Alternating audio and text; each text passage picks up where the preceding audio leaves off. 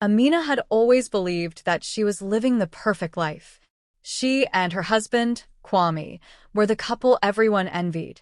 They had met 10 years ago at the university, and their love story seemed straight out of a fairy tale. Kwame was the charming, handsome man who swept her off her feet, and Amina was the beautiful, intelligent woman.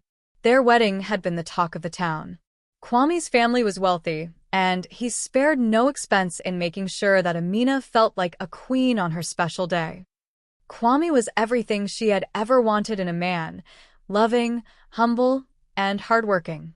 They lived in a beautiful house in the heart of the city, a place they had both chosen and bought with dreams of building a life together. For years, their marriage was smooth.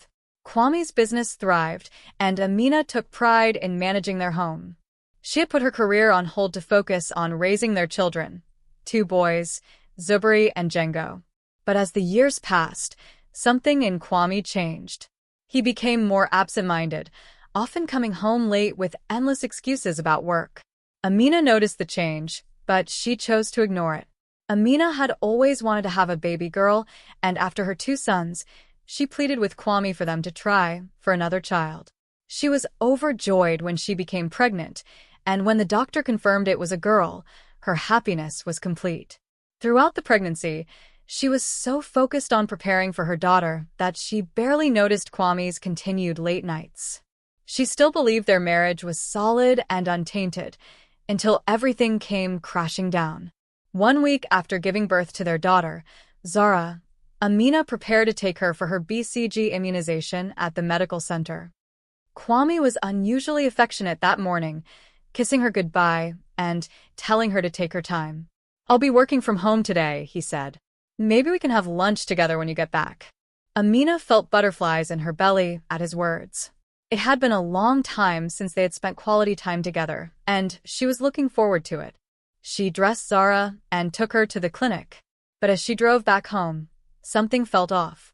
She pushed open the front door, expecting to hear the familiar sounds of Kwame's voice or the soft tapping of his laptop in the study. But the house was silent, too silent. The kind of silence that makes your heart race with anticipation. Amina made her way upstairs slowly and deliberately. As she reached the top of the stairs, she noticed that the door to their bedroom was slightly open, and strange, unfamiliar sounds were coming from within. Her heart pounded in her chest, her breath catching in her throat as she moved forward. Then, at that moment, what her eyes saw shattered the heart she had been trying to control. There, entangled in the sheets of their matrimonial bed, was Kwame. And he wasn't alone. A woman, barely covered by the bedsheet, was draped over him, her head resting on his chest. They were both asleep, unaware of Amina standing in the doorway. For a moment, she couldn't move. She couldn't think. Kwame stirred, sensing movement, and then he opened his eyes. When he saw Amina standing there, his eyes almost fell out of their sockets. He quickly pushed the woman off him, but it was too late. The damage was done. "I can explain," Kwame stammered. Her chest tightened, and she felt like she couldn't breathe. "Get out," she managed to choke out, trembling with rage and hurt. "Amina, please." "Get out," she screamed, her voice echoing through the house. Amina and Kwame alone in the room that had once been a sanctuary of their love. But now, this room was stained. Kwame tried to reach for her, but she held up a hand to stop him. "Don't touch me." "How long, Kwame? How long have you been lying to me?" "It was a mistake. I was weak." "A mistake? You brought another woman into our home, into our bed, and you call it a mistake. I didn't mean for this to happen. I love you, Amina. You and the kids are my world. Don't you dare use our children as an excuse," she spat. "You have destroyed everything, Kwame. Everything we built together." She felt like she was drowning. She had given him everything, her love, her trust, her life, and he had thrown it all away for a moment of weakness. Barely 1 week after she had given him a child. "Get out. I don't want to see you in this house. I want you gone or I'll leave."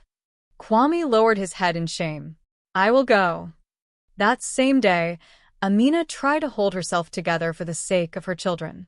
Every corner of the house reminded her of Kwame, of the life they had shared. And every time she thought of what she had seen, a fresh wave of pain overshadowed her. News of the scandal spread quickly. Some people offered their sympathy, while others gave her knowing looks, as if they had seen it coming. Amina didn't care. She had more important things to worry about, like how she was going to pick up the pieces of her life. Her mother, Adama, came to stay with her for a while, helping with the children and offering words of comfort. But even her mother's presence couldn't fill the void left by Kwame's betrayal. "My daughter, you need to think about what you want to do next," Adama said one evening. Amina stared blankly. "I don't know, Mama. I don't know what to do." "You can't keep living like this. You need to decide whether you want to forgive him and rebuild your marriage or if it is time to move on." Amina's chest tightened at the thought of forgiveness. How could she forgive him for what he had done? But the idea of moving on, of leaving behind the life they had built, was equally terrifying. Weeks passed, and Amina struggled with indecision. Kwame continued to plead for forgiveness, but she wasn't ready to listen. Until one evening, her best friend, Zainab, visited her. "You have been through hell, Amina," Zainab said. "But you need to ask yourself one question. Can you ever trust Kwame again?" Amina sighed. "I don't know. If you can't trust him, if you can't forgive him, then staying in this marriage will only bring you more pain." That night, Amina knew she needed clarity. She met Kwame in a neutral place and told him, "We need to separate." Kwame was devastated but agreed. They spent 6 months apart, both undergoing counseling and reflecting on their choices. When they finally met again, Amina saw a changed man. She decided to give their marriage another chance, but this time, they would rebuild it on a new foundation, one of honesty, growth, and true commitment. It was not an easy journey, but for the sake of their love and their family, they walked the road to healing together.